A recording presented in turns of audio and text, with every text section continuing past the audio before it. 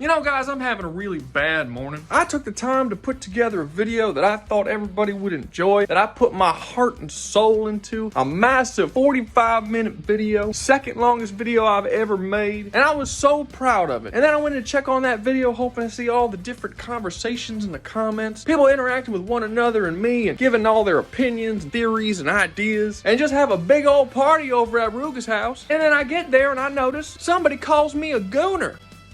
What the fuck is a gooner? Well, I'll tell you, that's certainly one way to piss in my breakfast cereal. So now here I am, dragging my ass backwards, making a video I've already made 3 times. I constantly see people shitting on Hollywood for never having any new ideas and constantly releasing the same reboots and rehashes and reimaginings of the same fucking stories over and over and over again. Well, I fucking wonder why. It don't take a rocket science to figure this shit out, guys. Whatever. It is what it is. You win some, you lose some. So let's get this shit started. So first up, we got Lady Pendragon, another character coming from Top Cow Comics, although not from the Top Cow universe. She's in her own separate universe, and I actually like this one quite a bit. It's kind of weird. I honestly thought it was just going to be a modern day King Arthur, where you just swap out King Arthur with this chick, but there's a lot more to it than that. So the comic tells the story of 3 different timelines: the past, when King Arthur was around; the present, when Lady Pendragon is around; and the future, when her daughter takes over. And basically the whole concept of her character is Lady Pendragon finds a sword, not Excalibur, a different sword, of great power on Mars. She's able to use the sword because she has the blood of King Arthur as well as the blood of another secret special bloodline that I'm not going to spoil for you. And after she pulls that sword, she brings magic back into a universe where magic hasn't existed for thousands and thousands of years. Now, this sounds like a good thing, but it's not. When magic comes back into the world, it actually completely changes how the universe works. Like, for instance, electromagnetism no longer exists, and gravity and shit like this all starts going completely out of whack. Certain technologies stop working, mythical creatures come back that haven't been around for a long time, like dragons and shit, and basically the entire world goes into complete, absolute fucking chaos. So Lady Pendragon has to take this magical sword and fight against all of these different problems that she kind of caused by pulling the sword in the first place. The story has a very heavy focus on Lady Pendragon's guilt, and essentially her feeling like shit for pulling the sword in the first place and throwing the world into chaos, but at the same time kind of benefiting from pulling the sword because now she has all these magical powers and is basically like the most powerful person on Earth. Like, the thing she did completely fucked the world, but was good for her. And she reacts to this in a pretty realistic way that you would expect to. She feels a lot of guilt for pulling the sword, but at the same time, she's glad she pulled the sword. And this is the main crux of her character and the character arc that she has to go through throughout the story. She feels like a really bad person for what she did, but she's glad she didn't. It's like a whole thing. It's nuance, baby. It's nuanced storytelling. Anyway, while this is going on, it also jumps to King Arthur back in the past and a bunch of stories that he was going through,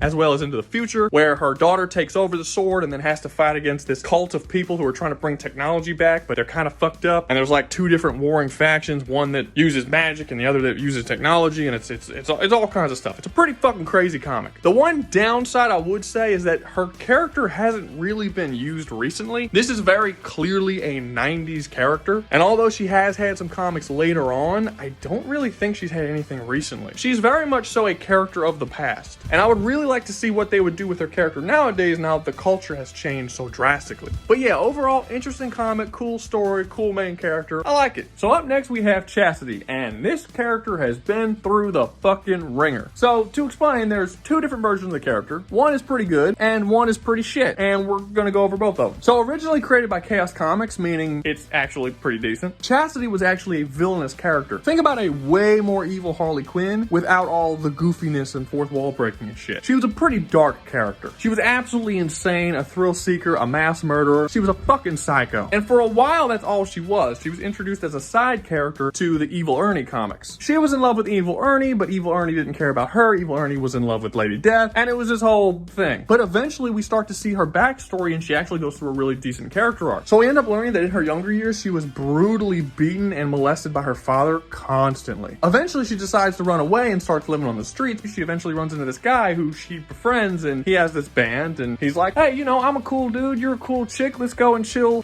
with my band. And they start hanging out, and over the weeks and the months, they start to become closer and closer friends. Until this friend of hers decides to force himself on her. Then she runs away again and is eventually attacked by a vampire and nearly murdered. Basically, she's had a pretty shit life. Her backstory does a decent job at giving the explanation of why she is the way she is. She was a good, innocent person at one point, but life kicked her over and over and over again, and she eventually became a much worse person. She basically threw her hands up in the air and said, you know what, fuck everybody and everything. But while she was owned by Chaos Comics, they did decide to write a character arc for her where she becomes a better person. Slowly but surely, as the comics were releasing, she was going out of her way to better herself. And to this day, she is the Chaos Comics character with the best character arc of anyone that they've written. They did something that a lot of modern stories just straight up refuse to do nowadays, which is basically saying, yes, the victims can also be the bad guys. The comic never shows you this sad backstory as a justification for her evil actions. They use her tragic past to show you how she got to the point that she is, but never use that sad past to try and sweep under the rug all the shitty things that she does, which is things that current writers fucking love doing, and I can't stand it. I'm fucking looking at you, WandaVision. Anyway, eventually Chaos Comics shut down, and the character was purchased by Dynamite Comics. And Dynamite Comics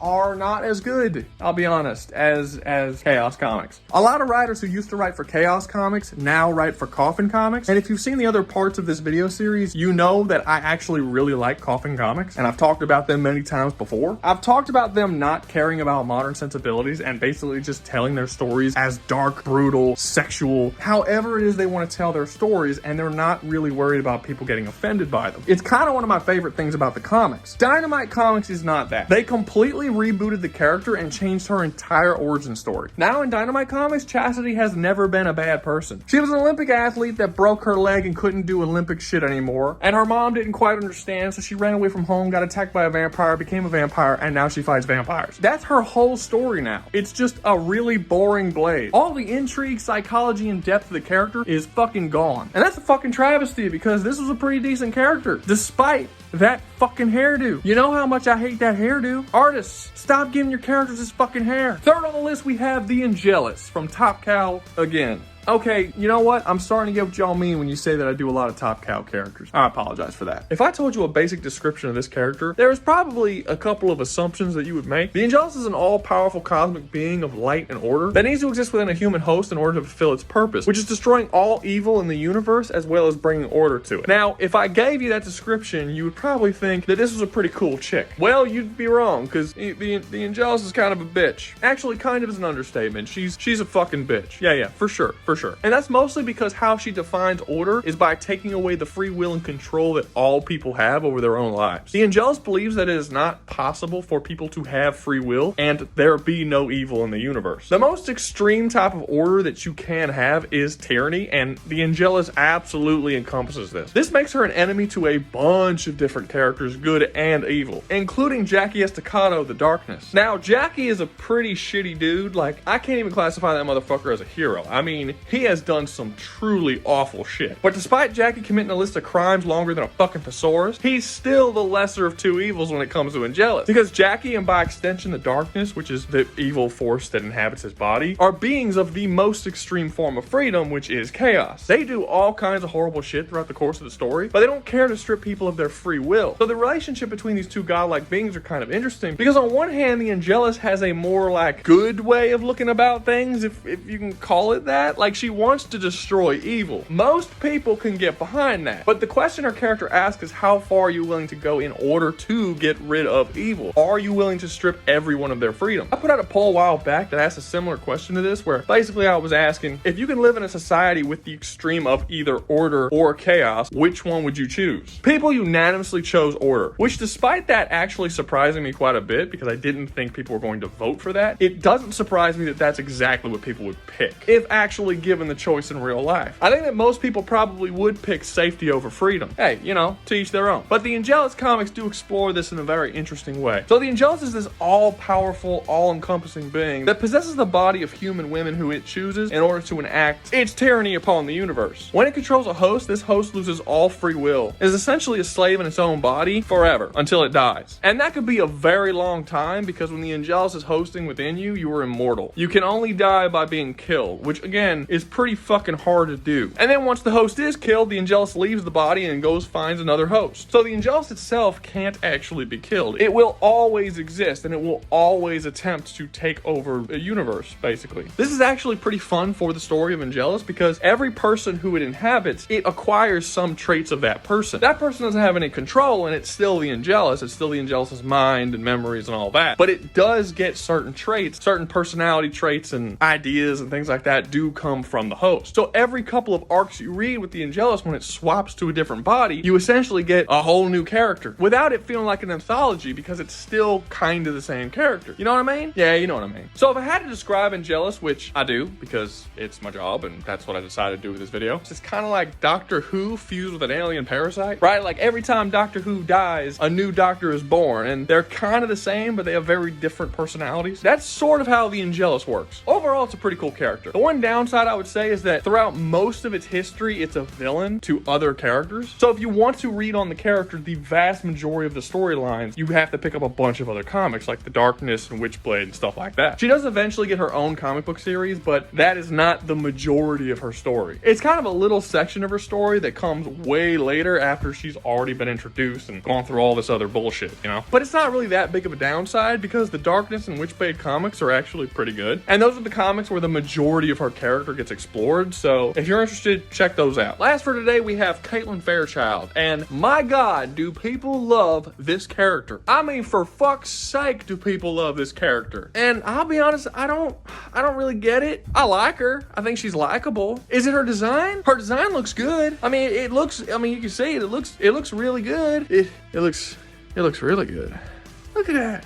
How she looks so good. But outside of her appearance, I personally have a hard time getting attached to her in any real way. So basically, she starts off as a very meek, weak teenage girl who just is super smart and really good at school and shit. And then she unlocks her powers, which basically makes her physical abilities match that of her intellect. So she gets super strength, super speed, super stamina, super agility, all this kind of shit. And her body starts looking like this. What do they call it when the teenage girls go away for a summer and they come back all hot? Is it hot girl summer? So, you know, basically she had her hot girl summer in like a day. She's kind and friendly and good-hearted and kind of nervous and not really comfortable around a lot of people because she still has that personality of the sort of meek, weak, nerdy girl. So I do like her, but as far as like a deep dive of her character, there isn't that much there. Mostly it's about her taking over as leader of this superhero team called Gen 13 after the death of her father. She basically has to live up to her father's great leadership by becoming a leader in her own right. That's her story. And it's not bad. I don't dislike it. It's just not enough for me to personally connect with the character. I need a little more to go on. So I never really got lost in the pages of a Gen 13 comic, which again is the team that she runs. It's her comic. She's basically the main character. She's the only face that you're going to recognize if you start reading the book. The only thing I could say about her character that I would say is genuinely unique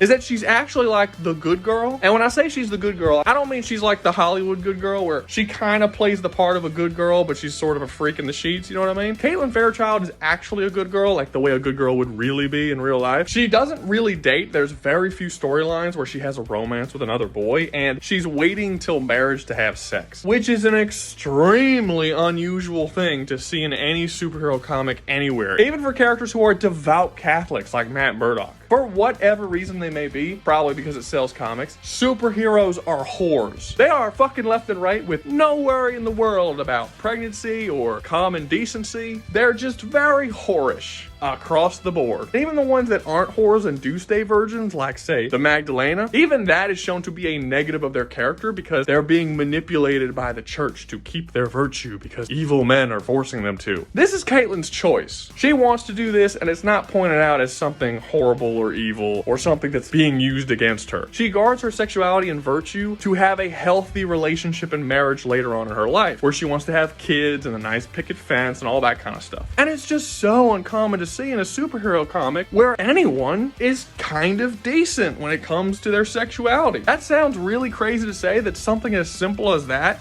a lot of women in my real life live their lives that way. But for whatever reason, it's basically non-existent in comics. But yeah, other than that, I can't really really think of anything about her character that really stands out to me. Sorry guys, I know she's a fan favorite, and like I said, I don't dislike her. She's not bad. I just wish there was a little more meat on the bone when it comes to restoring character. And that's it for today. We got through another one. I hope you enjoyed. If you do, remember to like, subscribe, share, comment. All that stuff helps out the video, allows the video to circulate, and I make more videos because people watch them. You see, that's how it works. People need to watch things in order for me to keep making them. And I'm going to keep making this series as long as people are interested in seeing them. Also, don't forget, if you have an idea for a character that should be on the list, comment that in the comments. I do read the comments. I will put it on the list, and I will eventually, in the future, make a video talking about that character. All right, y'all be safe out there, you hear?